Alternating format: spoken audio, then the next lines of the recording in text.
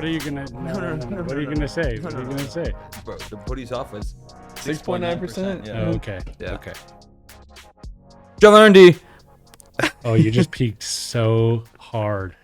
We got R&D podcasting. podcast episode 69. There you go. Yeah, you need to all do of it us- from like back here. What's So up? you can still get your volume, Yeah. but not mess up I can the just audio. move the mic also, dog. I mean, yeah, but then you got to move it again. Just hit the intro, but don't hit it. No, not from there. 'Cause you just peaked the mic hard. Yeah. No, but I listen back to the peaks. It's fire. It lets people know when the podcast starts. The microphone. Driveline R&D podcast episode 69. This is Caravan, director of data science, drinking a Bodhi's Alpha, as are we all. 6.9%. Kyle Lindley, Pulse product manager, drinking a Bodhisattva from Georgetown. Anthony Brady, director of sports science, Driveline Baseball, primary host of the R&D podcast, Research and Drinks, episode 69. Also drinking a Bodhi. More importantly, last We weekend. gotta be careful. Then I'm drinking a Bodhi when we're talking to people yeah. who know I'm Driveline. drinking a Bodhi. Yeah. Yeah. I'm drinking off Bodhi. You guys like the have you ever had the Johnny Utah, the pale ale from I Bodhi, haven't. the blue one? I think I like that better. No, than bro, Bodhi. you're getting confused. It's kinda Your like- friend Johnny. He's not. This is He's my not from favorite Utah, beer he's in from Idaho. Seattle. This and Morefish. Dude, you should try the Johnny Utah.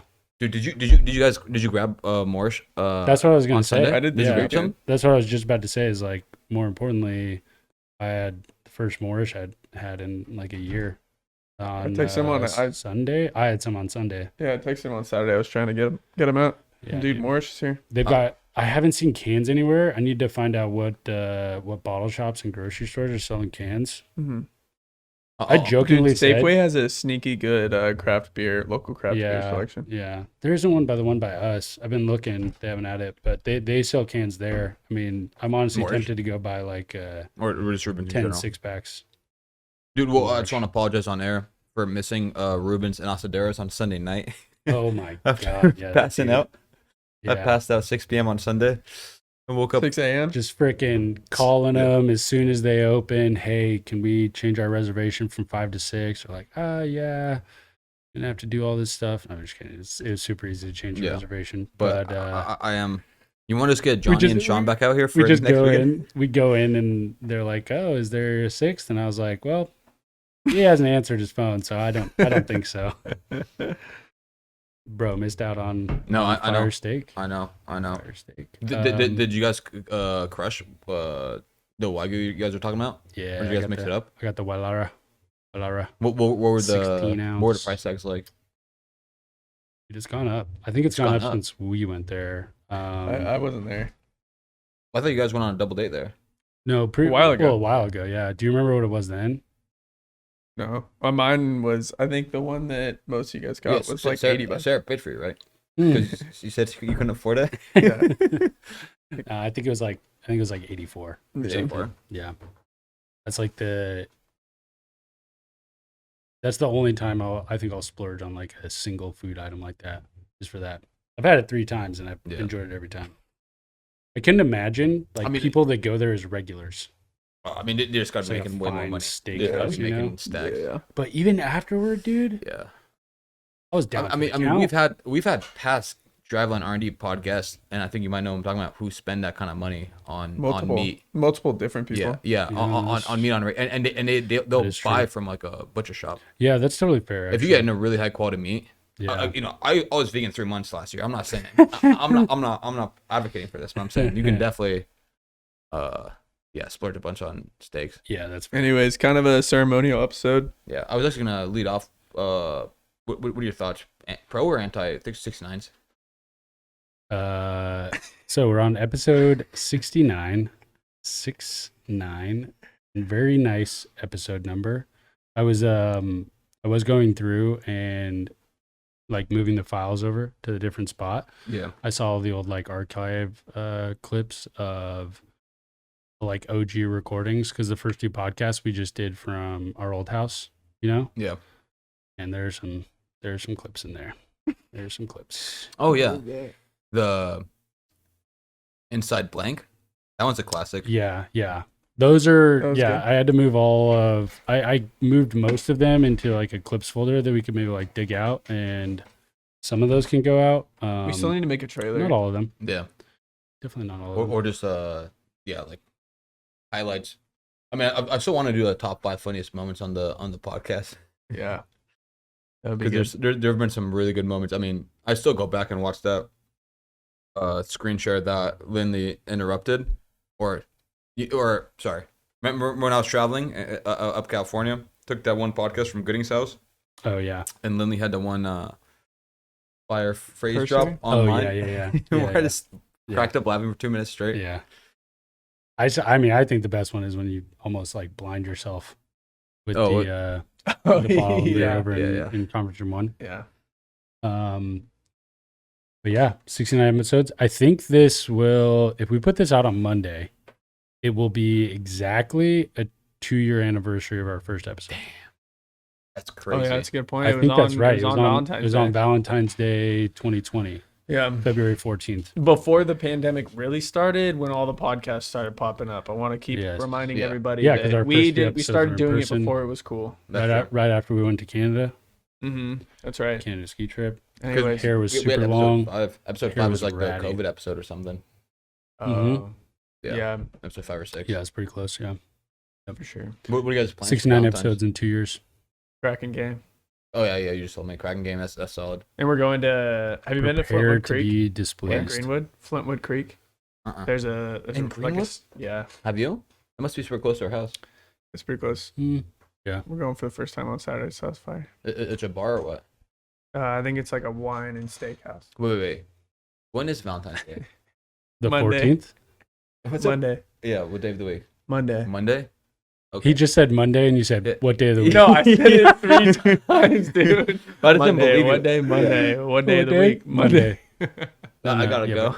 But like, what day of the week? Monday. But which Monday? Anyways, let's start this episode off strong. How's training going? Cliff Holmes, stud season's coming up, dude. Training is, I rolled my ankle in the warm up today. Not great. Let's get a little bit of context. I mean, I know most hardcore fans, but I mean, we're getting our sub count up every episode. So That's true. most people know you're a stud, pun intended. Damn We right. have multiple studs in the sports science department now. It's fire. Yeah. Goddamn right. You Skull. Anybody else? Always looking for more. Ben wants to fill in. I know he Yeah, does. Ben might be able to grab a couple of ABs this year. Definitely possible. I We're saw- gonna get I saw him in the softball we're gonna get Brandon Mann championship. to pitch, which is just unreal. Oh, actually? Yeah, Let's fucking he wants go. to pitch every now and then. That's I think huge. he wants like spot starts. That'll be tight. I kind of want to. I'm kind of intrigued by that too. Getting some starts in this year, not having to close all the time. You had a couple last year, didn't you? I had one, or no, just I one guess when I you had had two. Yeah, I had two. One of them was like an opener thing where I just did like 1 or 2 innings. Mm-hmm. Was that the one I was You there were for? Or opening was and that- then Jared no, was supposed to That was finish up. 2020. That was in 2020. Yeah, that was a while ago. Yeah. No, 2020 we didn't have a season. Or that was it must have been 19. 2019. Yeah. it was 19. Yeah, no, I had one start last year where I went like 7 innings, which is definitely the most I pitched in a long Yeah, time I remember you talking about that. consecutively. Are fans gonna be allowed at your games? You think? I mean, I guess we don't know for sure, but Yeah, assuming they were allowed at some stadiums at the end of last year. It kind of depended on where we were playing, like which college or which field we were at. So, Are there any like in near Sacramento? There's a couple places where the semi-pro teams or like the college summer teams are actually like super popular. Are there any of those stadiums around here that get kind of rowdy? When we go up and we play in Everett, there's usually a pretty good turnout. Like they Nice. have like the whole setup. It's like a pretty like high quality stream because of the Aqua Sox, you know? Like Oh they have- yeah. So there's even like commentators and Mhm. whatnot. I think it might even be on the radio Yeah, that's sometimes. sick. And I feel like they have a lot of those games. They have like beer nights or Yeah. whatever, and you go and have a good time. you know what I'm trying to do? Everett's pretty chill. I'm trying to have my rowdiest homies roll through for weekend, like Kieran, Michaela, Mikey, and we'll just pregame one of your games and then show up to it and just be drinking Oh my throughout it. God. How far would Dude. that be? That'd be- There's like a 20% chance, maybe higher, that we end up streaking the field though Oh, if we God. do that. If we bring that environment. I'm just gonna claim I have no idea who you guys are. What are your off-season training goals for this year? I know it's velo, right? Yeah. But are you doing any like Lose arsenal 5 change? pounds. Give some stats. Give us height, weight, sitting velo right now, plyo velos. Video going semi-viral right now on the Driveline. I'll have to look. I'll have to Twitter. look at it. That's what we could have done. We could have screen shared my track profile. Do some some pulse too. We'll drop it. We'll drop it in the comments of this of the tweet thread on this video. But yeah. Yeah. Okay. So typically I approach my off-season training now that I'm in studs mode, not in like college baseball, trying to play baseball professionally mode. My off-season regimen is usually nothing, just like occasionally throwing. Dude, this for has fun. you down as an the MLB level, bro. Yeah, it's accurate. Yeah. Yeah. So usually I don't do anything at all. Last year I did very little, on ramp pretty quickly, velo and everything was still fine. It felt good. But I definitely felt like I started to get like tired towards the end of the year. I just like wasn't in as good of shape, for sure. And then this year too, there are these goddamn kids on the team. One in particular, Torin Herrick, talking to you, who's just like training really hard right now and like throwing really hard, and I just can't, I can't get beat velo wise. Which yeah. I mean, I'm not even going to be close to him because he's like popping 97s nowadays. He's a Davidson throwing right now. He was on the studs last year. Good kid. Big fan. But yeah, so honestly, I'm pretty motivated by those guys. Just training and kind of doing things in the off season.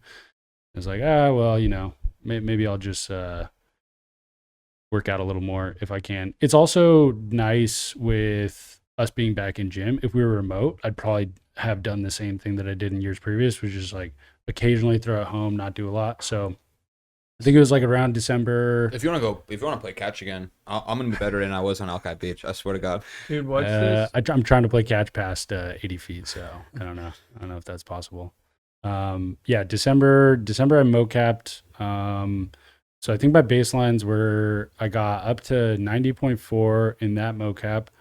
That was on the radar gun, 5'11", 231, 232, something like that. Weight wise, my strength assessment. Hold. Let me just qualify on the weight. This boy's thick everywhere. Like ankles thick as fuck. Calves. I was in Thailand with him. Goes without saying. Yeah. People in Thailand are gonna have big calves. I'm wide. Biggest calves in Thailand. Anthony Brady walking 8 miles in Bangkok with you, just looking at your calves, trying to see if I can find bigger calves. I'm a little wide. But I'm saying, yeah, you really have a really fucking wide and thick frame. Yeah. Like you could be shredded at like 220, 225. I think that's what I mean. I've seen you with abs at like 225. Yeah, when I was in college, I was usually around like. When I first came into college, I was 155, like 160. Yeah. And then when I was at Northern Colorado, I was like 215, 220, right around there. Yeah. But yeah, strength wise, my numbers weren't that great. Like in terms of absolute strength, it's pretty decent. Yeah.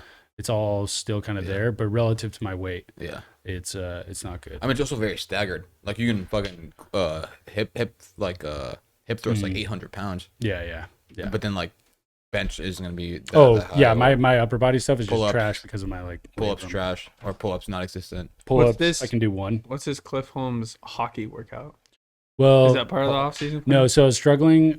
We threw it in there on track because I was talking to Langan through my programming and stuff, and I was like, I have to shift this Plyo Velo that I was going to do on Wednesday to like a hybrid B or an A or recovery, because I had like 2 hockey games the previous days. Yeah. So at one point I was trying to make hockey workouts or something and throw them in there to kind of keep track of when I had hockey games, so I'm not just like getting blown up.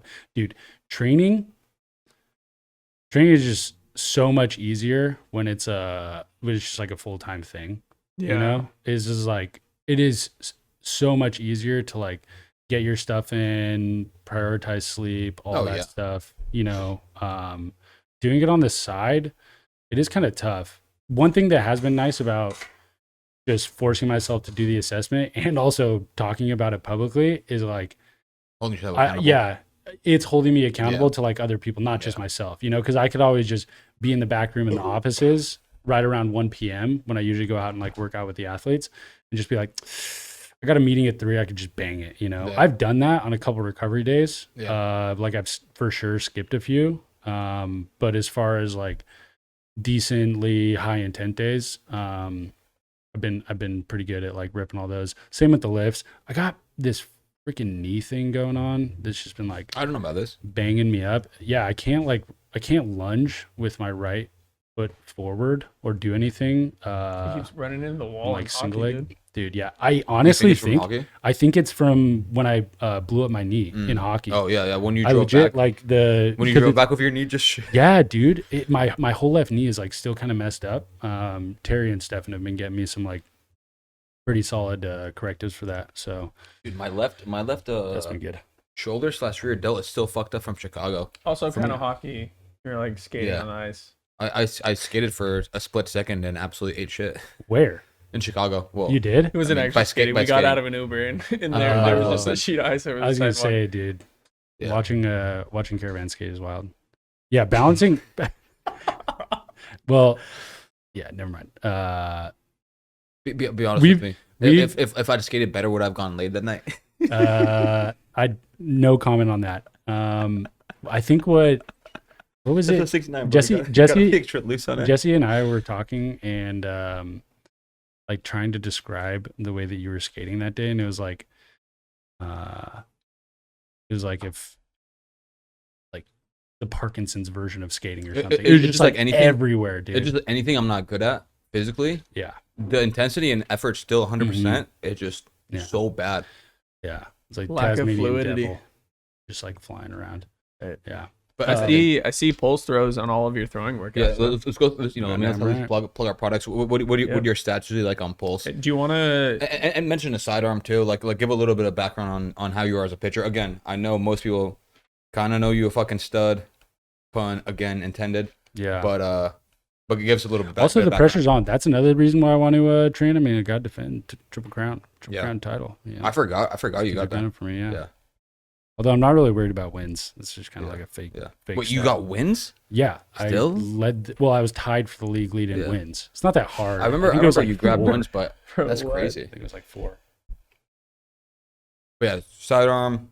Give us a quick arsenal. Sidearm, fastball. Depends who it's up against. I'd say typically like 88, 90 is probably where I sit. Run it up to 92, 93 if I need to. Yeah. I'd say most I think 92 is almost always there for you though. Anytime I've seen you need to touch 92, you've touched it. Anytime I've ever had to like grab that, it's there. But I honestly have pretty consistently hover around that upper 80s. Like I had outings last year where I topped at 90 or didn't even hit 90, and it was just fine.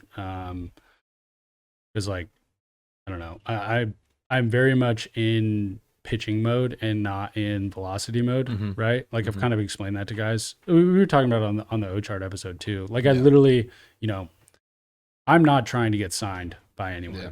So I'm not, when I go out and pitch, I don't have that secondary goal of like, oh shit, I got to throw a big number on the board. Yeah. Yeah. Like it's nice to know how hard I was throwing after outings, but I really don't care in the moment.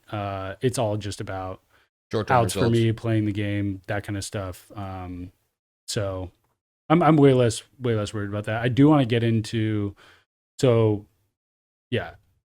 basically I've been training for about 6 to 8 weeks right now. Langan and I and Stefan, Comstock, those guys was like, okay, I haven't lifted regularly in 2 years basically. Yeah, I think that's about right. We had a weights in the basement of the beach house. Yeah, but not like a legit, regimented weight room program. Yeah. So I've been going pretty ham getting back into the weight room, which is taking some time. My knee being banged up, it's kind of like a pain in the ass, but it kind of just took a few for like my lifts to jump back to.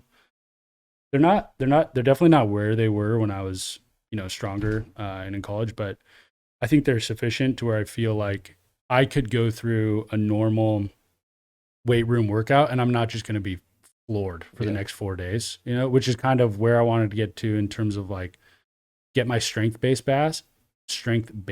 back, and then simultaneously, instead of kind of just ripping stuff off the mound, I've actually been focusing on like some Plyo Velo work, correctives there.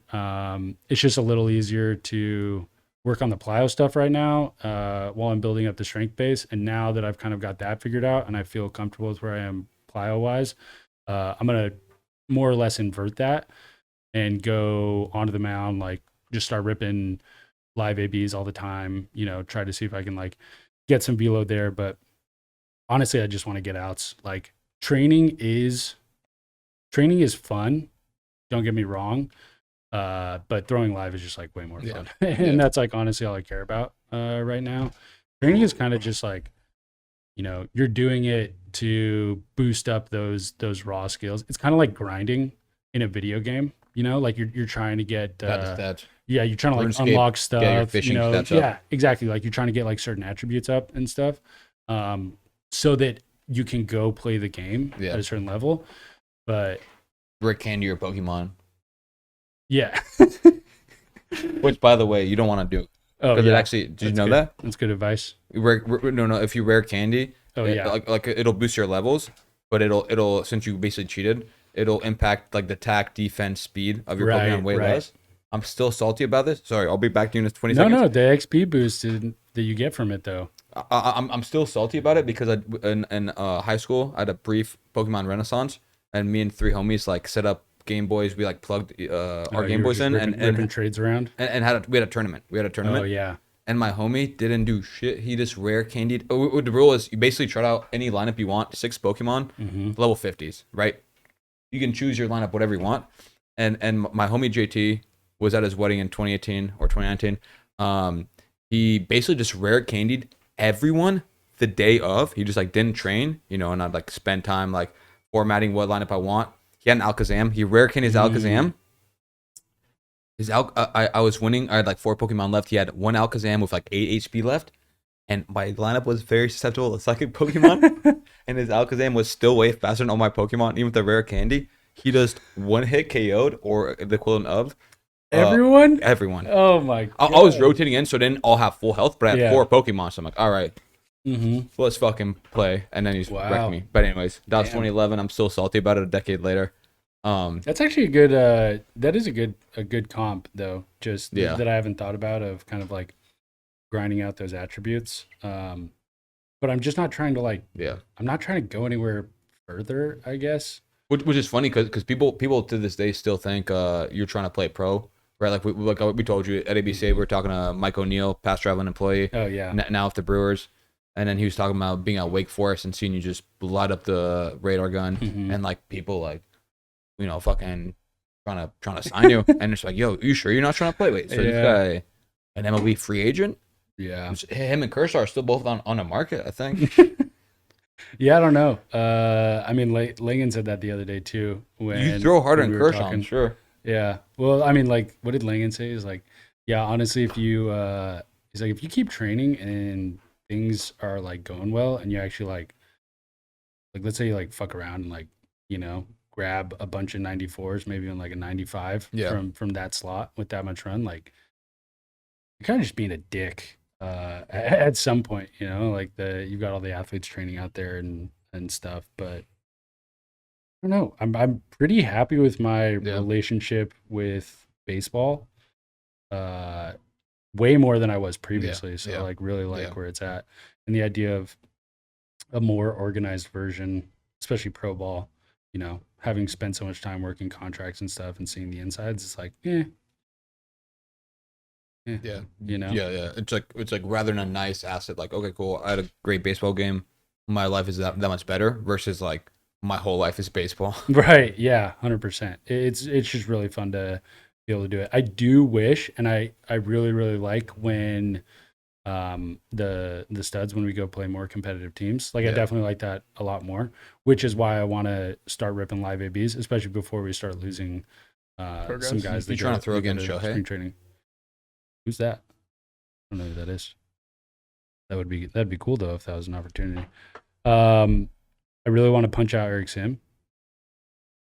Yeah, dude, I don't know if he listens to the podcast. You He should probably just doesn't. throw He's too big live. for us, but Or just when you go to AZ. Yeah, you should just go to AZ for the next mocap trip, Mhm. and then just throw live that day. Yeah, I don't know if I told you this, but what I want to do, I wanted to do that this time, but we have company party Oh right. on Saturday. Yeah. So the next time we go Well, to you probably AZ, still can.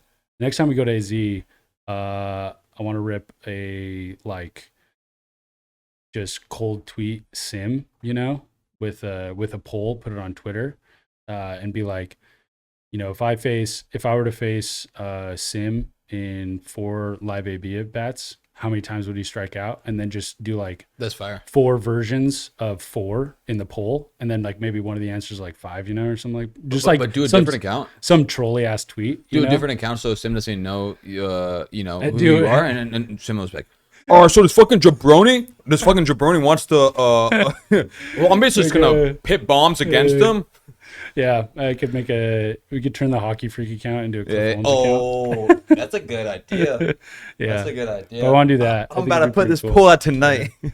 I mean, dude, yeah, I think it's sick what Sim does, and honestly, I think him and I are probably in like similar relationships with the game. Past pros he played pro. I mean, I never played pro, but still, just like talks a lot of shit on like frustrating experiences with organized baseball, has his gripes, all that stuff, and now he's kind of in a spot where he's just like, fuck it, like training, getting better, throwing hard, all that stuff. Like, yeah, that's honestly how I approach it. I mean, people will ask me right now, like just even friends and old teammates that I'll talk to, they'll be like, why? Like, why do you do that? It's honestly just fun. Like, I have a good time doing it. If I started to just suck, I would just quit. Like, I just wouldn't do it anymore. So yeah, I kind of just want to keep having fun with it. I'm pretty hyped about my last Plyo Velo. I 94.6 great ball. exceeded my expectations by a long shot. Yeah, I don't know, man. I mean, when I was training like religiously in 2016, yeah, I never threw the gray ball 90 once. I hit 89.9 3 times. Damn. I could never get it up over 90. Also, sneaky thing, I yellow balled 90.7, which I for sure have never thrown the yellow ball 90. Yeah. So that was pretty wild. Like, I'm trying to throw a yellow ball 70. I think all of my Plyo Velo numbers. What are you laughing at, bro? I think all my Plyo Velo numbers went up from my baseline by like at least 3. Some went up like 4, 4.5. Dude, I'm gonna start throwing again too. This shit, this talk's inspiring. I mean, you have way more, dude. You're like, your opportunity ceiling is way higher than mine. Yeah, but I don't want to get what did I get? Thoracic outlet syndrome or something. What did you call it? Nerve entrapment or something? I don't know. That's what Bodie called Yeah, it. I don't know what the fuck was going on. I'm just soft tossing a 55 mile an hour ball, but I'm throwing 95. I'm just fucking on my arm. Yeah, damn it. Yeah, you said you got your like nerves entrapped or something. And I was like, what the hell? Yeah, dude. Plyo Velo went good. I was super sore after. Again, I'm not making the best training decisions as an athlete. Like, I'm playing hockey on the side. I'm going disc golfing, going snowboarding. Sometimes I'll stay up late working or have to wake up early for work. Recovery is not awesome. So last Wednesday, I Plyo Velo PR on every ball, and then my buddies from back home visit, and we disc golf 47 holes on Friday, like 42 on Saturday, and then we did that one course on Sunday. When me and Johnny were going off 3 hours of sleep. Yeah. Well, we were all just not sleeping that much, and just like wrecking our arms basically. So you had your best round as the last round though, right? Yeah, I played really well. Really well. And at the early on, I wasn't doing great. I did a wore Pulse the whole time, which during disc golf? works During for all the disc rounds? golf. Yeah. Oh, I didn't even notice that. Yeah, when you factors played. into my. I had to keep track of my workload. I actually have like my workload days were as high as some of my like throwing days. Really? Because we were playing so much. Yeah. Yeah. The backhand doesn't do much, but Well, definitely the forehands. How do torque and arm speed values compare from disc golf over to throwing? Forehands are the same. Forehands are like 1-to-1. Just because the throwing motion is the same. Yeah, like it's just like throwing sidearm. I guess. Yeah. Yeah, it's just like throwing sidearm. The backhand torque values are low, because it's like not the same motion. But I'm nearly positive it's still an accurate measure of that. Like Torque might be arm slots not. What about arm Yeah. speed? What's faster, arm speed on arm forehand? speed's probably the more reliable one on backhand. But arm speed's a little lower on the backhand, which I think makes sense Interesting. because it's more like torso rotation. Yeah. Well, it's global, so Oh yeah, that's true. But it definitely is. It definitely is lower. I wonder what it might be more was it like. Do you think it's potentially more wrist action? Yeah, that could be the case. That could What day did definitely you be the case, velo? actually. Friday? I veloed on Wednesday.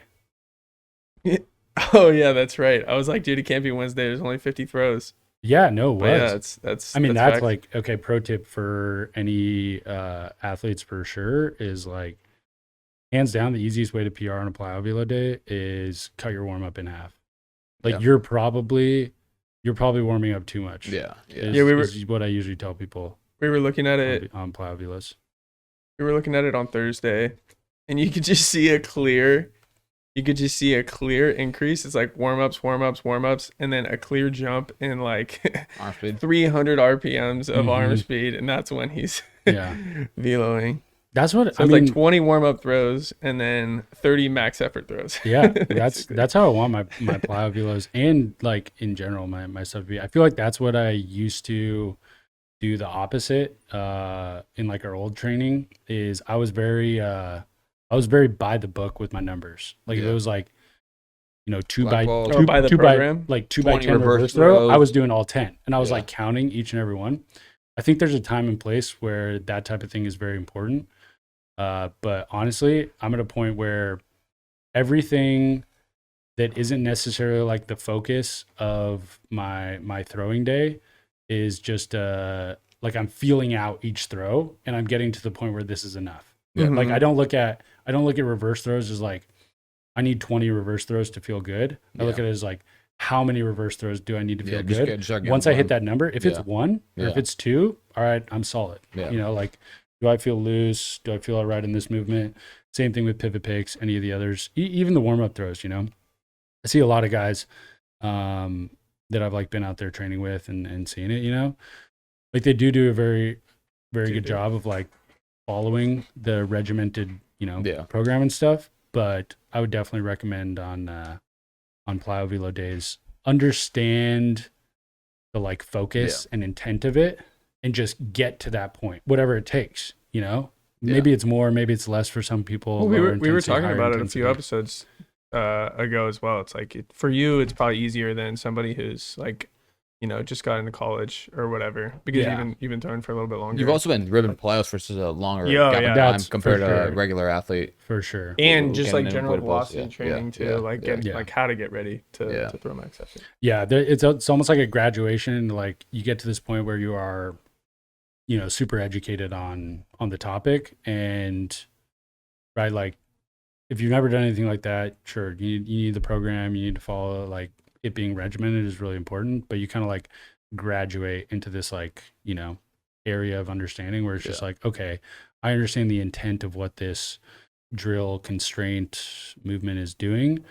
So I'm just going to do enough for what I need, you know, for that day. And it's also generally like still structured. Like you're still, you know, going back and forth between high and low effort. Mhm. But like within those days, you're like a little bit more attuned to like what you really need. Yeah, for sure. I've definitely never done a full plyo workout.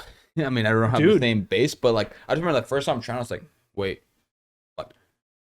5 to 10 rollings with the blue ball, and then I'm doing setbacks, and then I'm shit, I'm supposed to be letting it eat for the walking. My arm is dead. I'm Dude, the even just the like shoulder tube and all that stuff was pretty eye opening the first time I went through the workout or just like a hybrid B.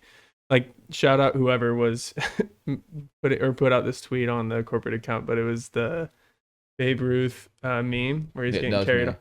What? No. Yeah, you put out that. Yeah, getting carried off the field, and it was like first after like Babe Ruth after his first time doing a hybrid A or something. Yeah, and he was just cashed. Yeah, I definitely think so. Like a hybrid A is a good example of a day where it is more important to maybe like follow the numbers or even push it. You know, you're trying to get a little extra there in the program, or but like on a testing day, like a Plyo Velo day, right? If I'm trying to bang out a number, all I'm focusing about is the number. If I don't hit the exact like, oh, I didn't do 2x5 roll-ins or 1x10 reverse throw, like that's fine. I popped a 94.6. Like, I only had 56 throws or whatever that day, but like 20 of those were the fastest my arms ever moved with that ball. There also might be a time and place for a higher volume velo day. Like, reaching your like max speed might be different than reaching like a higher speed for longer, Yeah. So like maybe there is a place for a workout where you do get more like max effort throws in or whatever. Oh yeah. That's definitely a good point. One thing I did too this time is, so in the first few Plyo Velos after my baseline, and I've always been this way, is I crushed my overloads. So the blue and the red, like I've always thrown those better than the underloads. I've never thrown the underloads well, like using the Plyo Velo calculator. Yeah. My overloads are always like above the expected velocity. You listening? They're always above the expected velocity. And underloads I'm just like trash at. And so the first few Plyo Velos I was actually getting frustrated because my yellow and my gray were kind of at the same as where my baseline was, but I was like 2 to 3 plus on blue and red. So what I did in my last one, I didn't sandbag, but I threw the blues and reds hard enough to the point where like I was hitting my baseline or even PRing just enough. And then I kind of just hard switched to like focus on the yellow and gray. So I had like an intentional focus that day of PRing on the light balls. So I didn't waste all my energy, on the blues and reds. Cause dude, it is a grind. It is a grind of a workout. I was trying to think of like what the, if there was like a weight room or a strength and conditioning equivalent, but like imagine that you're trying to like, do some crazy PR on like back squat and deadlift in the same day, and so you like back squat, deadlift, and then you go back to the back squat though, right? Because that's kind of that is kind of what some Plyo Velo sessions are like, because you'll do blue, red, yellow, gray in the step backs, and then when you're done with that gray, then you go back to it and you do blue in the walking windup, like that's kind of a pretty aggressive. I was about to say, I was looking it up. I was going to plug, since we're talking about so much about Plyo balls, which you can get a discounted rate on if you're a Driveline Plus member. Oh yeah, we actually have a fresh new code. Oh yeah, if you're a podcast listener, and we're not going to put this in the podcast listener, podcast info, watcher. Whatever. Yeah, you've got to. We're going to drop this in random parts in the podcast going forward. Should have made it Cliff Holmes. We can have multiple codes. We'll confuse people up. But anyways, the code is good to learn 25 for $25 off on your first year of Driveline Plus. And 2 is the number. Yeah, everything is lowercase, no spaces, no funky shit. Good, like the word, TOLEARN. Wait, it's actually TO. It's not. It's not 2 the number. Yeah. So GOOD No funky shit. TOLEARN, and then numbers 25. Okay, so 25 isn't spelled out. It's nope. Yep. And then once you're a Plus member, you can get discounts on all our products. So you too can be Plyo Veloing 94.6 if you've been listening to this podcast and heard all these fucking hacks. Damn right, dude, this is about to turn into the Anthony Brady interview. I know, dude. We may as well just lean in. Cliff Holmes. Cliff Holmes episode. That actually would be pretty nice because Jake's gave me that. Remember a long time ago the Philly shirts that Jake's gave us? Yeah. Because the number on that one is 69 and it says Holmes on the back of mine. Do you have that shirt or do I have that shirt? I have my shirt of his. Okay. Yeah. Do you have yours? I have the Cara Daddy one. I have the Cara Daddy one. Yeah. Oh yeah. No, but I'm saying I definitely wore the Cliff Holmes one. Yeah, one you time. wore. Yeah. Oh, dude, I should have worn that when I was Plyo Veloing. What was I doing? Because I remember wearing it at one point. I was like, damn, this shirt's actually kind of big. Jake's gave me a pretty big shirt, and I was like, oh, it's not. I'm wearing. I think that you have multiple that might be alter egos. small, man. You weren't Cliff Holmes for your Plyo Velo. You were hockey freak because you were wearing a hockey jersey. Oh yeah, Oh. that's true. Hockey Oh freak. yeah, Not and a Hockey Freak's gonna come back. Yo, Bud Nicholas, kick it, dog. Roll through. So yeah, with training today, I actually really rolled my ankle kind of bad, and I have a hockey game tonight. I don't know if I'm gonna be able to go Yeah. Oh, today? Yeah. So like, when you throw? at one. One? Yeah, Okay. I've usually just been throwing in the 1 o'clock slot. It's really nice to be out there.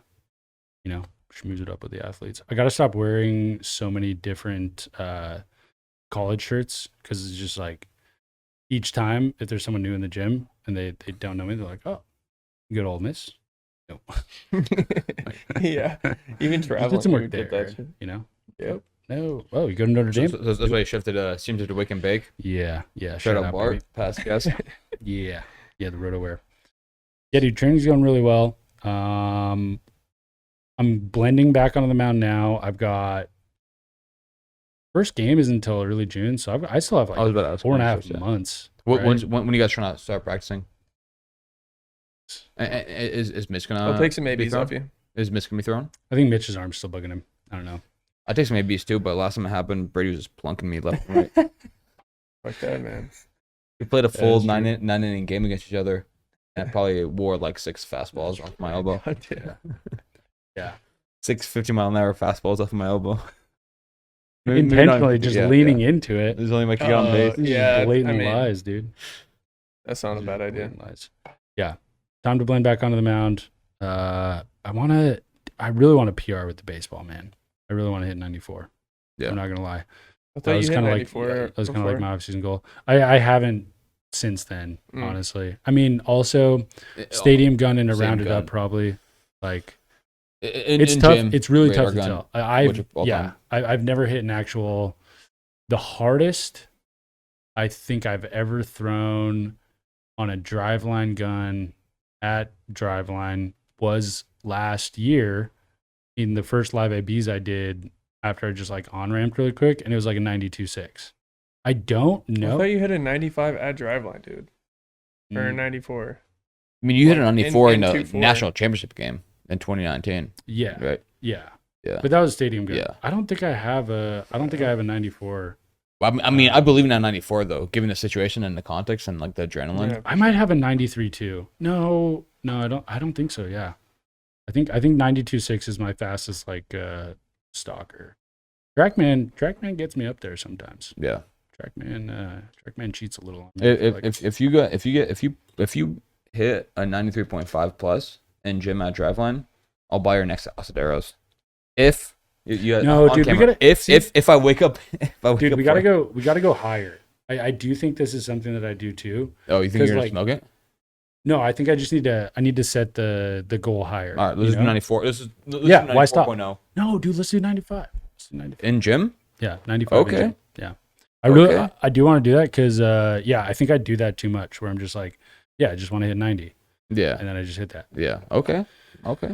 Plus, yeah, it'll give me something to actually work for. If you're I like 95, the idea of failing, and that's technically a fastball. So I'll just pay for the steak. I'll pay for everything the under whole 95 meal. isn't a fastball. So Not anymore. it would be sick to throw my first over fastball. 95 is just so far away though.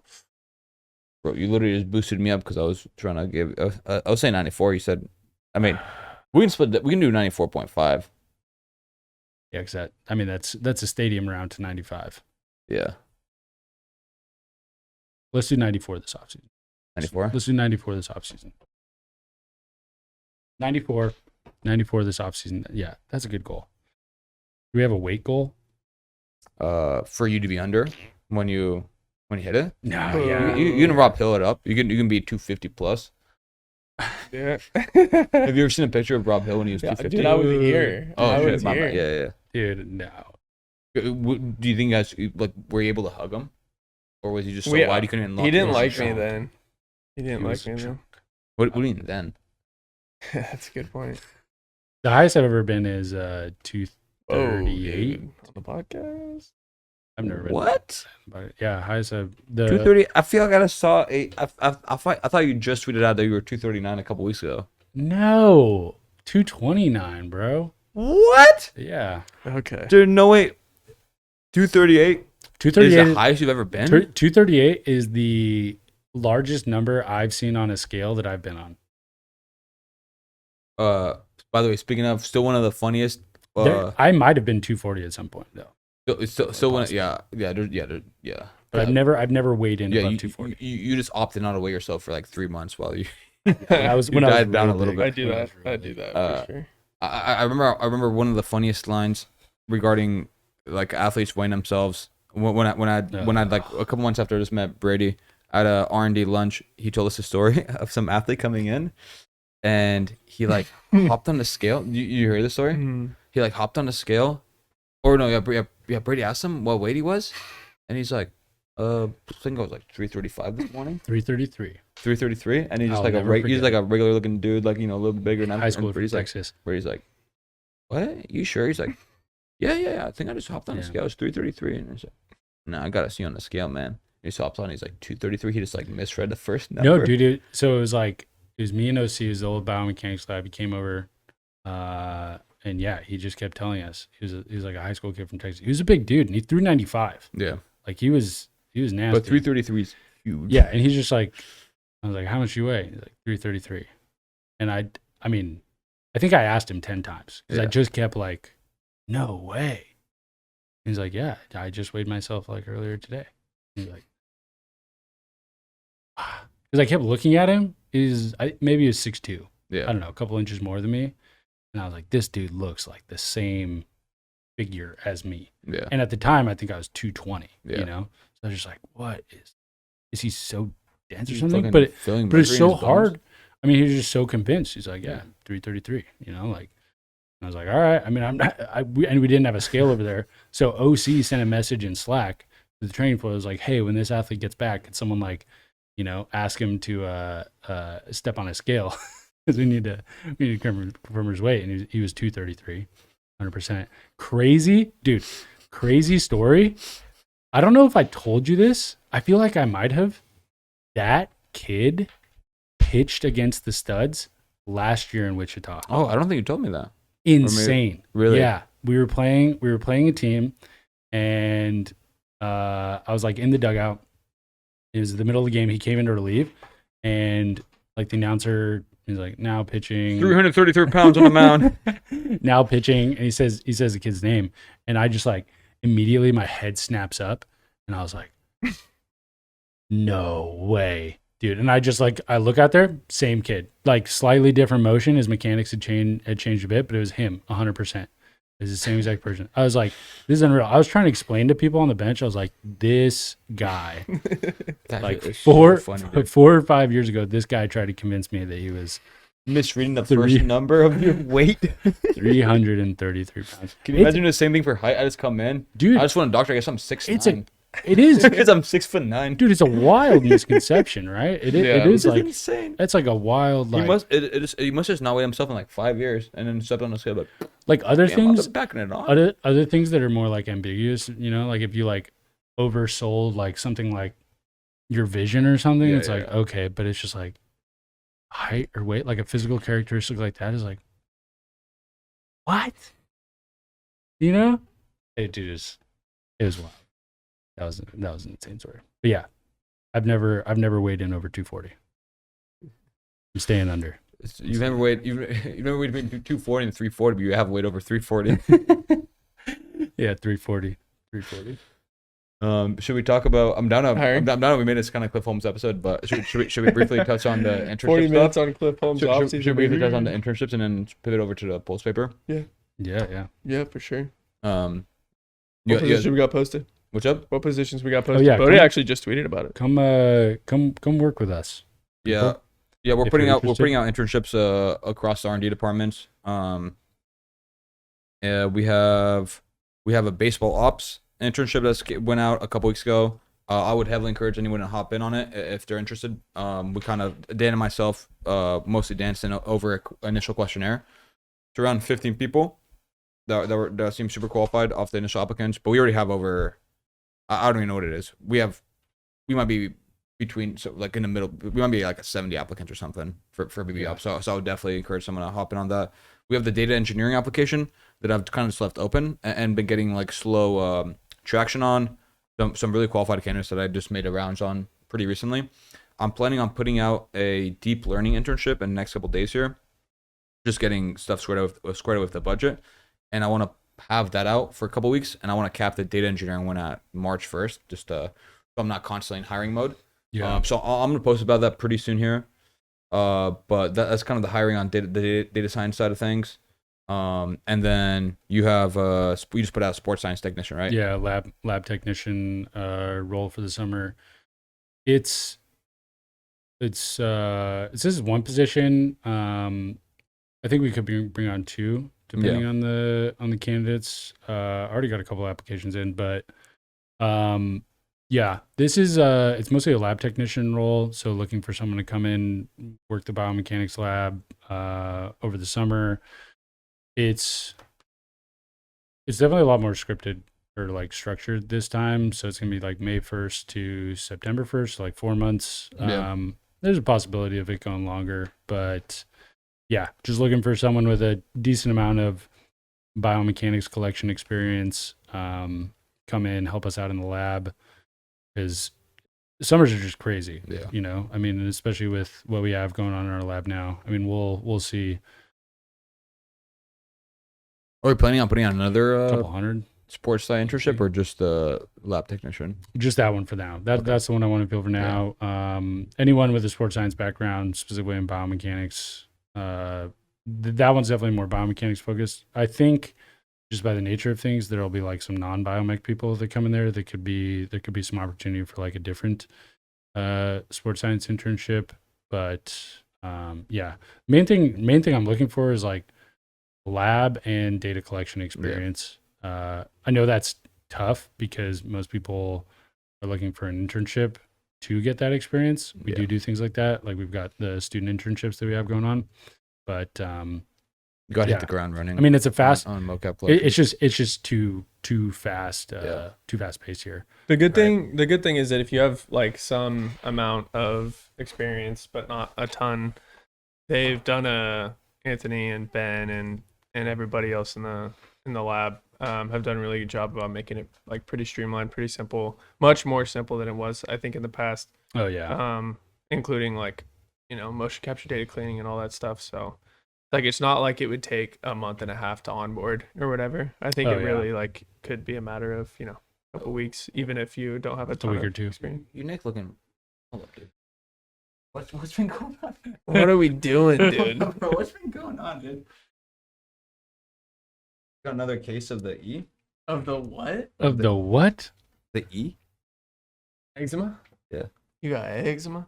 All right. So, anyways, make sure you apply for that internship if you're interested. Yeah. Lab technician. Come work in the Launchpad because it's built. Yeah. Yeah. Like we're not the gonna difference. spend the whole summer. The building difference it. last year is we had way less technical debt. Or we had to build it. Yeah. Because it finally got up and running in July. So now everything's already built. Like we got stuff dialed. So I mean, yeah, come work in the coolest like biomechanics lab. Yeah. And with dope people. Pretty Yeah. nice. Pretty laid back. Maybe get some airtime on the podcast. And That'd be a long con, dude. Someone is such like a diehard podcast fan, people, a couple applicants have slid in casual mentions. Honestly, like it's evolved from like going that out of their happened way to so mention much last year. Going out of their way to mention that they listen to podcasts, just like 80% of the way through the podcast. give away I any heard on a tips? pod. Which Should we give in like speaking of which, that's like one of the best performing episodes. Not one? really surprised there. How to get a job in baseball, Mhm. just like when we went over that, one of the last threesome episode we did before the break. Yeah. That one's like just always performing really well. But like, what you got any like sneaky tips? Yeah, I was actually gonna write up at least a mini Twitter thread about this, but yeah, at this point, I don't know. I feel like I've looked at least. I feel like I've looked at like 500 plus applications this 30 years. Probably interviewed 50 plus people, giving out jobs to like, I don't know, 8 to 10 people. Biggest thing, I mean, I probably spend 2 minutes looking through someone's application to tell me if, you know, if I'm interested, if I'm going to reach out to them for a questionnaire, an interview, or not. And the main thing I look at, obviously, the resume, open source links, and then the thoughtfulness put in their answer. So it's surprisingly easy just to use those 3 things to immediately shift people into a couple of different buckets. I would say if you can, like, I'm speaking more on the data science BB side of things, if you can prove that A, you do know how to code, and B, you do have an idea of, or you've already thought about interesting things to look at from a baseball point of view, or even if you haven't actually done analyses or ran any code on it, just because there's open-ended questions on our application, which you should definitely take seriously. Like one, it's like, if you had access to Driveline data sources, what would you look at? What are some things you consider when looking at this? All that stuff. If you can show us that you have critical thinking skills in that area with some domain knowledge and that you're able to have some technical background, I'll be reaching out for sure. But and like maybe you do have those things and don't show them their application, which I mean that's a bummer. But if you do have those things and communicate that through your application, then it'll definitely shine through, and then you'll almost definitely be getting an email back from myself or Dan or someone. That's so true. Bodie like has put out threads about in 2017 when Anthony and I were interns. Like that's part of the reason that he like called at least me. I didn't know Bodie, but he mentioned it about your like proposed research study as well, because that was part of the application back then. Like, if you could design a study to find something out or whatever, what would it be? And like, putting some research proposal together or something like that is just really big for showing that you can think critically and really like leverage the crazy amount of data that we have available to us and can build stuff with. Even just like care factor, care factor within the space too. Like there are like levels to the depth of questions or projects. Like if you just see the question of like, oh, given access to this, you can kind of tell early on what's just like, this is the first time someone's seen a question like that, and they just like throw on some ideas. Like there's some like pretty topical ones, but the ones where like people get deeper into the nitty gritty, and you can tell they're like maybe some references, or they'll point to certain like things that they're pulling on. Not just like thinking about the question for 5 minutes and like, I'd want to look at this. Like, that's like, I think another interesting thing, because we have a couple of levels to our interview process. We'll give out a code challenge and for some applications, we'll give out a questionnaire for others. We'll have like a second, more involved interview. One of the things that Dan pointed out actually when we were talking about how to frame our questionnaire is, for example, the BBOps questionnaire is fairly domain knowledge specific. And some of the questions like you might not know if you haven't worked in baseball. Oh yeah. But that doesn't mean you can't ace it. And actually, like one of our past guests, we had on the intern episode, Jack Ramos, Dan made a comment about how like Ramos didn't really have too much of a baseball background or working in baseball. He was a football player, got a PhD, and has worked like in the kind of movement side of things. But specifically in baseball, he didn't really know a whole ton. Mm-hmm. But he's really smart and cared a lot about a position and aced the fucking questionnaire. You know what I mean? Yeah. And then when we were talking to him on the interview, it was like clear he actually didn't have like a huge background, but it's like his answers were as good, if not better, than plenty of people that worked as a student analyst for years for college. And I think like that kind of shows you too, like you can, again, obviously it's not perfect or completely merit based, but we have plenty of aspects in our interview process where if you are passionate and put in the effort, you can definitely like shine compared to other applicants. Oh yeah, 100%. Especially just like, I mean, the care factor from him specifically is when, or at least the first time I saw it was when we would just like critiqued our own blog. Yeah. You know? Yeah. It was like, oh, one, you read it. Yeah. Two, you read it so Really much that you thoughtful like understood it, critiques, yeah. especially considering like the lack of domain knowledge Yeah. in the space, and actually provided like a really valuable critique of it. You Yeah. know? It was like, oh, Yeah. goddamn. Yeah. Right. So, yeah, I'm excited. The applications that have already started flowing in are pretty fire. So I'm pretty hyped for that, but I definitely want to get some more in there before I start making some like serious scrapes through the applications and resumes. So I'm excited. I'm excited for another summer. I'm excited that the lab is just done, dude. Yeah. Yeah, I'm pretty excited to see how operations go now that we're Yeah. not building stuff and we have a system pretty dialed. Yeah.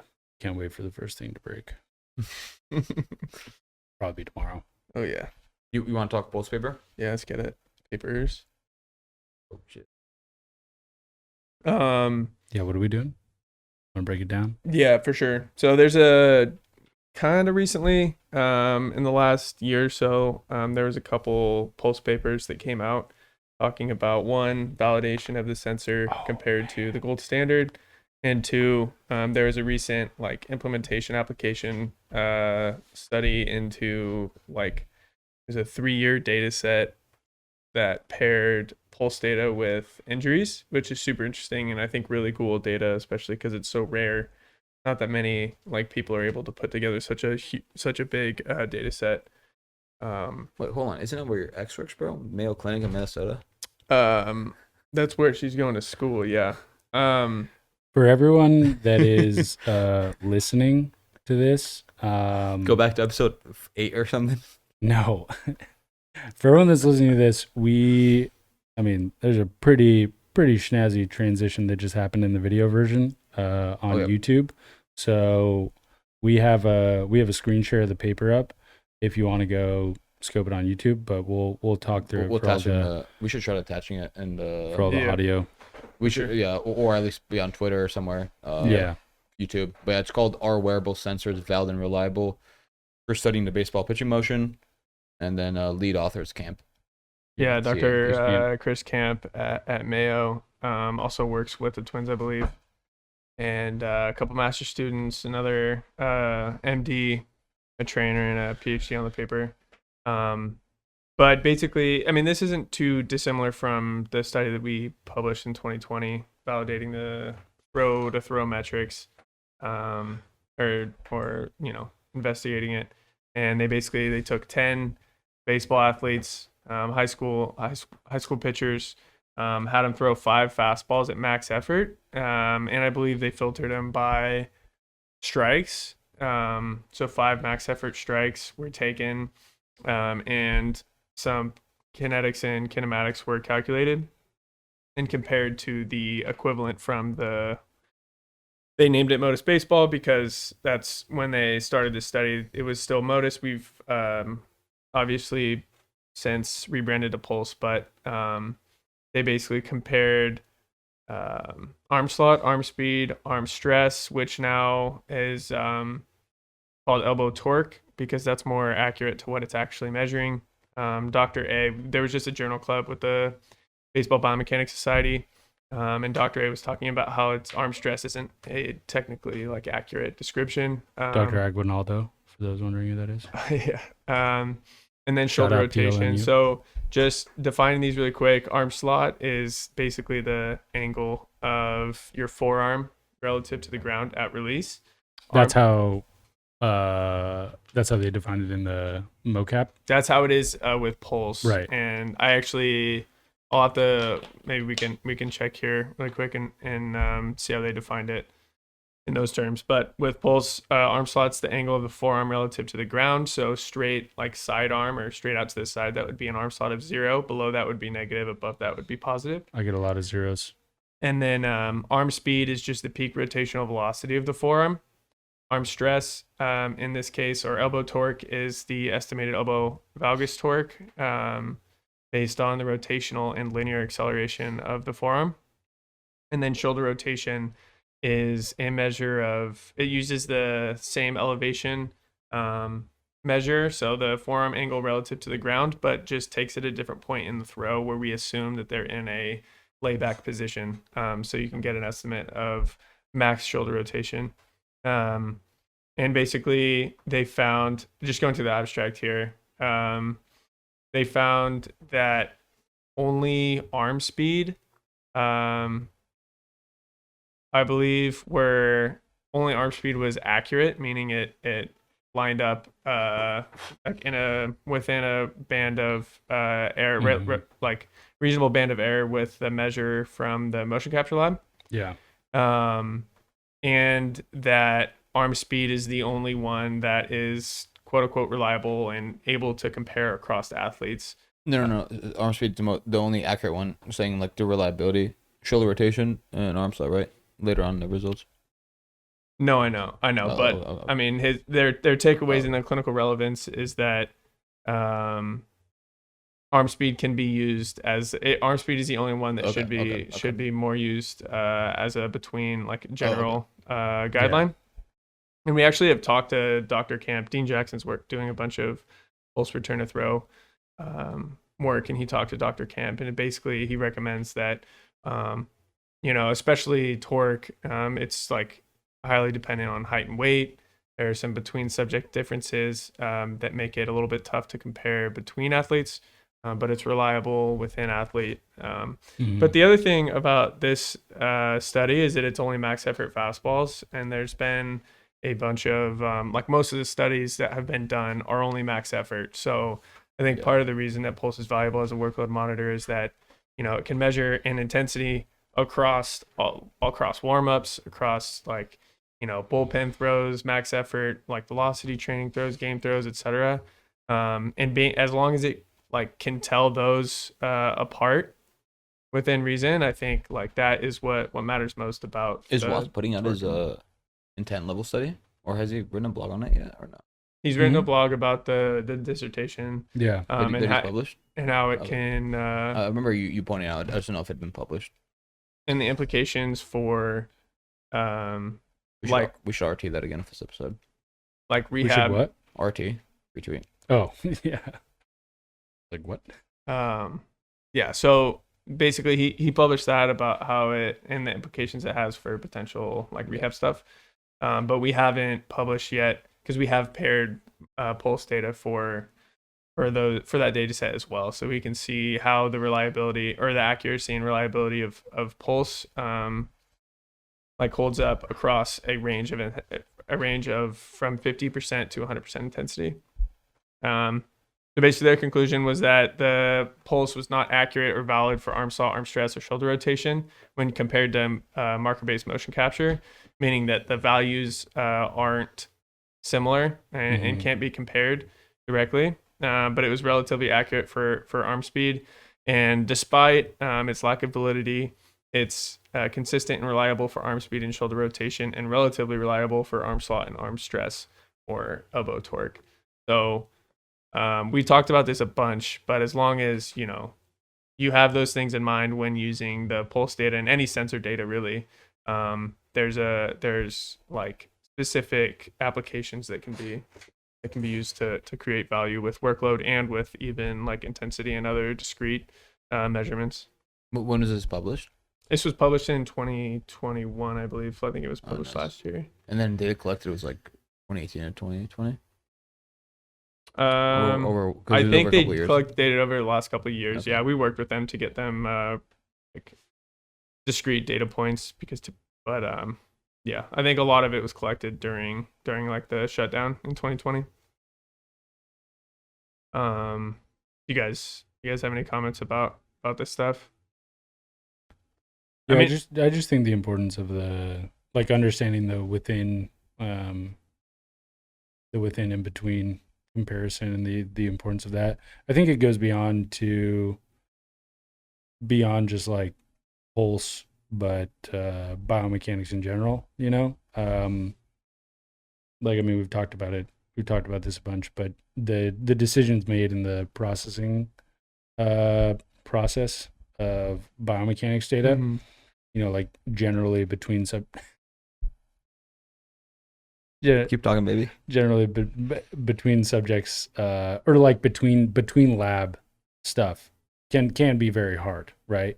Differences in marker sets, differences in model, even just the way that like people filter, you know, there can be like all sorts of changes and differences there. But Yeah, like you what? know, Yeah, and there's just like infinitely more assumptions with. I mean, there's a bunch of assumptions we have to make with marker-based motion capture, yeah, and there's just way more with the sensors. So Yeah. we're assuming height and weight, we're assuming a position on the forearm, and we're assuming that whoever attached the Yeah. sensor put it in the correct I spot. think that was, I want to say that was like in the very first episode. One of the main things we talked about is like if you had a baseball technology, would you prioritize accuracy or Yeah, reliability? And we yeah. all agreed like reliability for Mhm. sure, because as long as it's reliably measuring, you know, within a person, Yeah.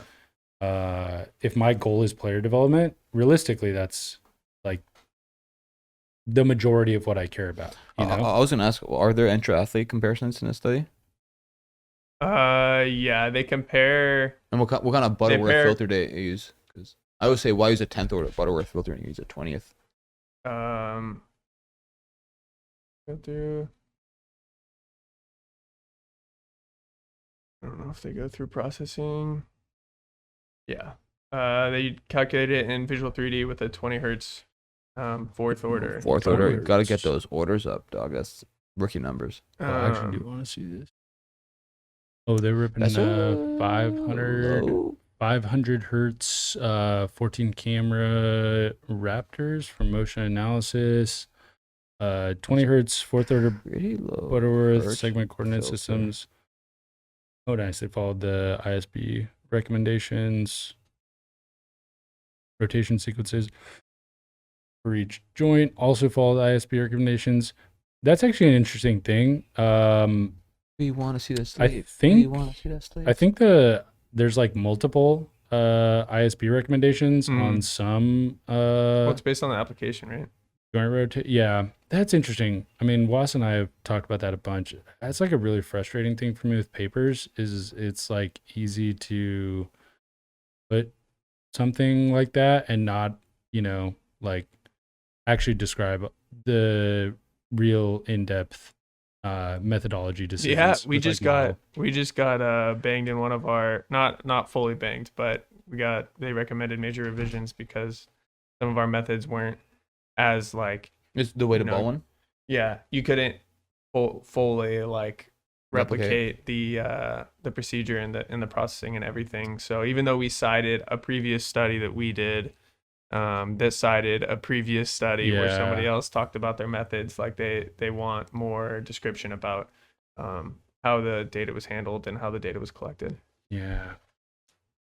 Okay, we can't get into that because No. this has just turned into like a Show a little bit. I anti- just want to see the. I just want to see the. visuals? I just want to see the anti-academia tables.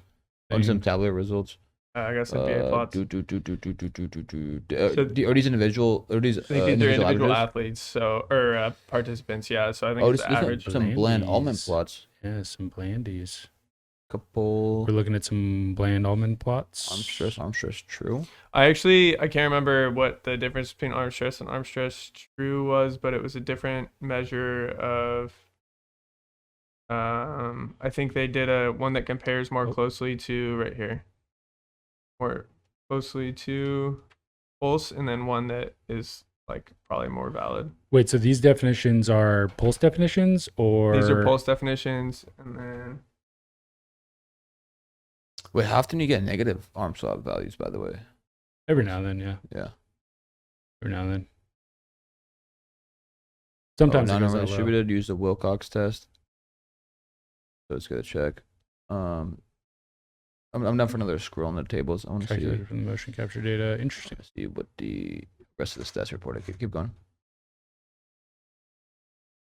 Keep going. Okay, here we go. But I guess are these averages? Are these all the data points or averages of homies?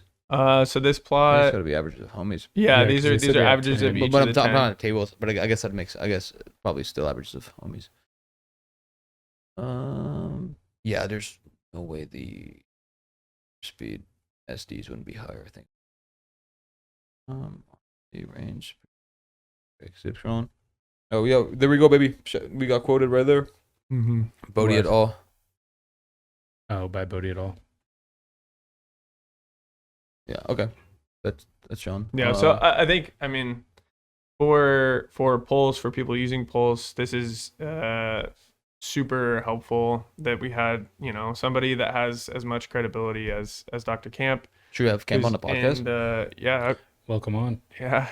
Because I think it's good, and a lot of the medical professionals, the PTs and doctors that we talk to, all references study, and come away with a similar takeaway about how it's just more beneficial to use it within an athlete, which is good. And I think, I mean, it's a decent point for the workload stuff as well. So like acute workload, chronic workload, and acute to chronic workload ratio, those are all within subject comparisons. So even if one athlete has torque values in the 20s or whatever, their like workload, their chronic workload or 1 day workloads are going to be different than somebody who has an average of like 50 torque, but their ACRs can still be used, and you can still make comparisons between your own like workouts or own days. Yeah.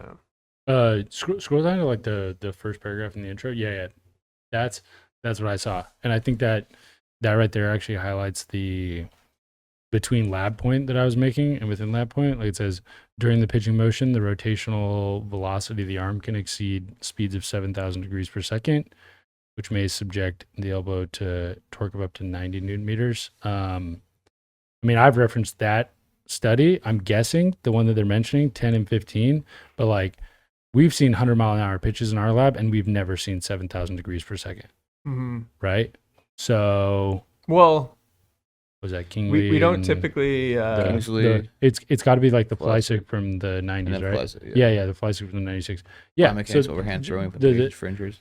Super OG biomechanics papers that were done with like different camera systems. There might have been like manual digitization. We also don't typically calculate total arm speed.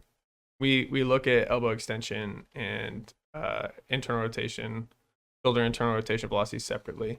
Yeah. So if we were like, that's like just another difference in like arm speed measures, but like that might be a source of difference there as well. If I'm nearly positive in the Fleisig paper from the 90s that 7,000 degrees per second value is internal rotation. Yeah. But I also think it's like 100 hertz manually digitized 40th data. order.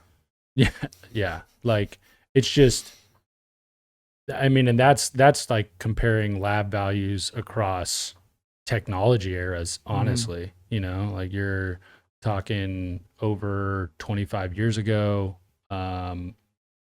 But that type of stuff is always just like kind of cited, like the 9,000 degrees per second, that stuff. It's kind of, but anyways, just highlighting the how many differences. How quickly a benchmark can be established off one study decades ago. Right. And then applied to like other labs, other modeling techniques, whatever. That's actually a question that Matt Chan brought up. Yeah. There you More go. Stable. Matt Chan brought that up in the ISBS. Yeah, the ISBS symposium, asking about like, because we all had different case studies from the labs. Like Wake Forest had theirs, ASMI had theirs, we had ours, and we were all talking about like different values, it's like, what are the considerations for like shoulder modeling? And I just said like, hey, I don't know the best way to model the shoulder. I know there are like ISB has some good stuff. There's like a few other resources out there, but from our perspective right now, in terms of like working with athletes and focusing on player development, like it's just like focus on the data coming out of our lab and understanding that like the quality is there, and we can do the within athlete comparisons that we're focused on. and some of the values relative to other labs might be different. So it's tough. I think that's one of the more frustrating things about biomechanics right now on my end, like in the really, really deep nitty gritty end. Yeah. Got your second paper here. Let's go, baby. For sure. Yeah. There's a second paper I'll try to get through quick. Run a little bit long here, but it's called Chronic Workload, Subjective Arm Health and Throwing Injury in High School Baseball Players. And it's a 3-year retrospective pilot study. So they used a pulse. So, sorry, the author is Samir Mehta. That's PT. Metaverse. Metaverse. No. Physical therapist and just 2 PT degrees and some other homies. But basically, they monitor pulse metrics over 3 years. Also a fat data set. Oh, yeah. I didn't realize this one was huge set. too. Yeah, so they with 49 high school baseball players, they collected almost 900,000 throws. Damn, almost 1 million, bro. They should have done it for like a few more months. Wait, what's exposures? Just like bullpens or something? Yeah, those are probably. I'm just guessing like that's It'd be workouts. 100. It's 100x. Just right? like workouts or something. Yeah. Yeah. I'm guessing, yeah, that's just like events. Yeah. And then, Days of throwing. And they recorded injuries as well, so they were able to work on relating what pulse metrics are related to injuries, and they basically filtered out the non-throwing injuries. So there were 11 throwing related injuries to work with, and then they tight. did some analysis there. When did this one get published? Just recently. Very recently, within Like 2022. yeah, last month or so. Yeah. And they basically, the overall like takeaway was that the group with a higher chronic workload had more injuries within, and arm health was also related to injury as well. So in Pulse, there's a place where you can put how your arm is feeling basically, and that was related to injury as well as chronic workload. So they put a really nifty or a really simple and easy to understand table. Also an input for that in track. If you guys trying to cheap out, go only free track, no pulse, you can still get data from your wellness questionnaire.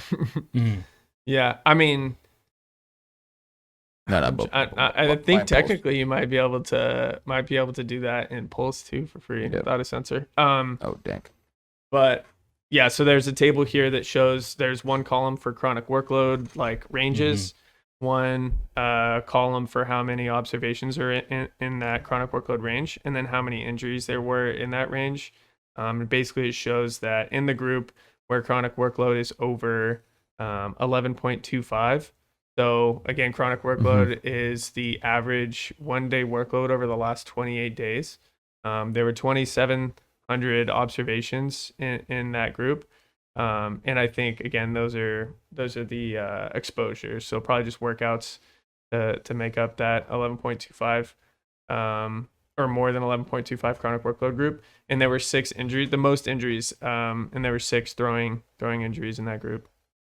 And then it decreases as chronic workload ranges decrease as well. I was about to say another kind of funny wording. All other injuries were from a combination player rather than 2A player. Have you guys heard that before? People saying combination players? I've literally never heard that before. That's just academia, probably. I was gonna say academia has probably never heard of 2-way. Yeah. It probably thinks of someone that throws with both arms. To apply to our internship. These authors would get banged. Yeah. Yeah, so I mean that just goes to say that 10 out of the 11 injuries were 2-way players, which makes sense. Like a lot of people are 2-way.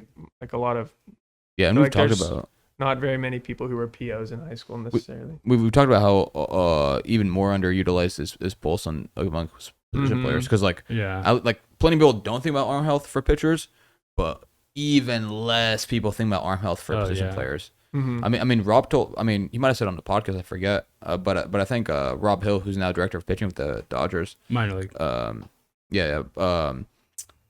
mean, he told us one of his like biggest value adds to the Dodgers was just looking at position players that clearly were just you know not training at all throwing wise and just mechanics all over the place. He just corrected a couple players and then that's what we were talking about with Ochart too in the first Ochart episode. How much value there is on position player throwing. I mean, even just from a velocity perspective. Yeah. Workload too, for sure. Yeah, I don't want to get like super far into the weeds on this. I honestly have more reading to do and understanding this data set and analysis. But like even under this table, it also shows the mean arm health of the injured group. Basically, they separated athletes into injured and non-injured group. And the throwing or those with a throwing related injury, their average their mean arm health was 6.85 out of 10, and the mean for who didn't have an injury was 8.37. So their arm health out of 10 was generally better. Do you want to give us a scroll through the paper? I just want to see if there's any more tables. Yeah, for sure. There's a bunch of descriptive stuff down here. So like how many data points per for each of the injuries, and then chronic workload by preseason position and season. Interesting. And then honestly, these are really good values honestly for us as well to include in our like blogs and things to talk about. Like a lot of people hit me and the other Pulse people up internally about what is values be? Yeah, what is a good chronic workload to get to, right, especially right now in this part of the year? Like what's a good chronic workload to get to before going into the season to know that to like be more confident that I'm ready for the workload of the season. I think that's probably one of the most compelling uses of Pulse, in my opinion, is one, return to throws, and two, on-ramping for the season. So a combination of a chronic workload goal, making sure you get to a solid foundation of chronic workload, and do so in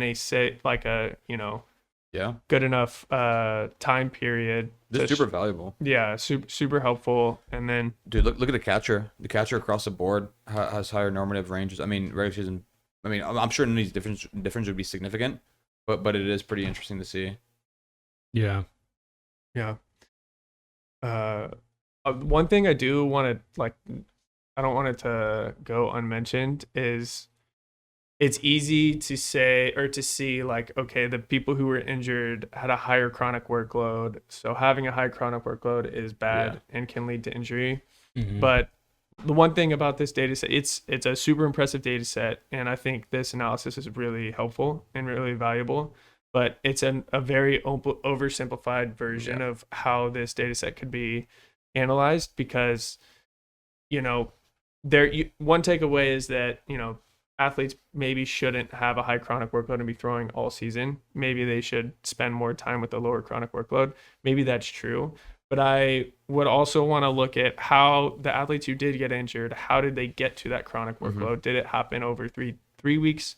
Did it happen over 6 weeks? Were they at a high chronic workload and then they also, threw 3 times in a week, so their acute workload spiked? I think there's a lot of nuances that can help describe why, maybe a more causal reason for why some of these injuries happened.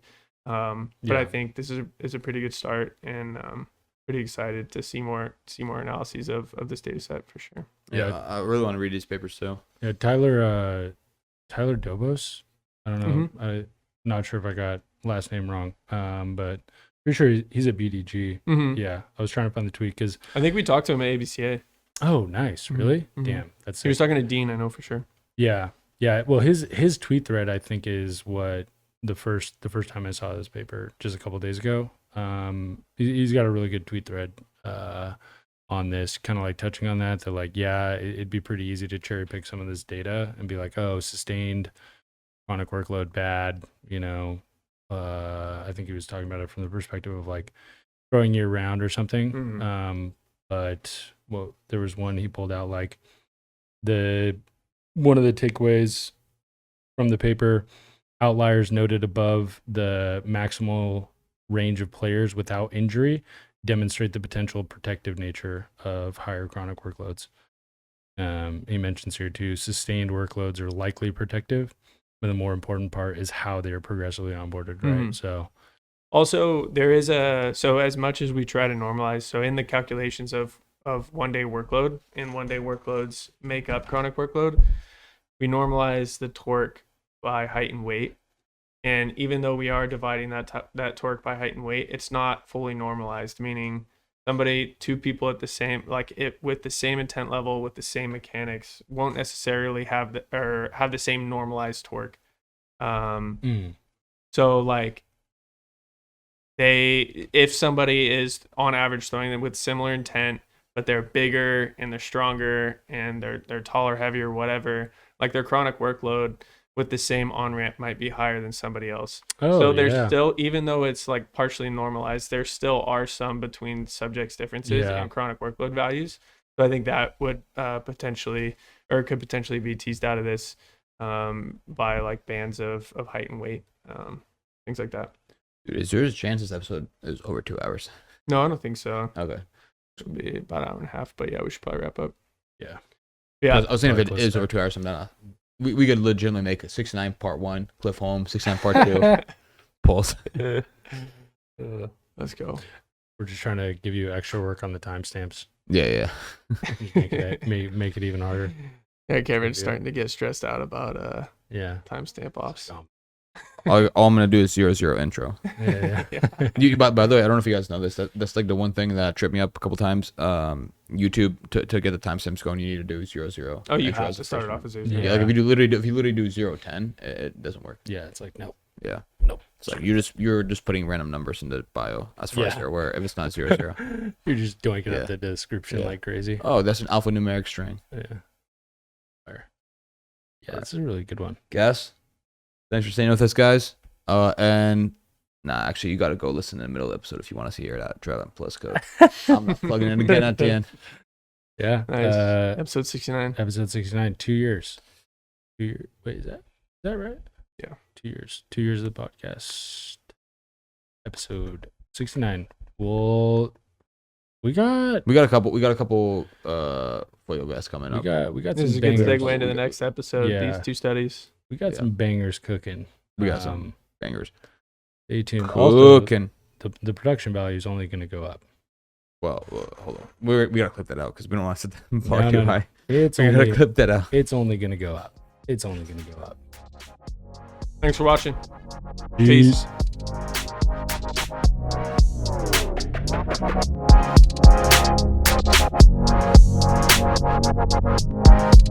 Peace.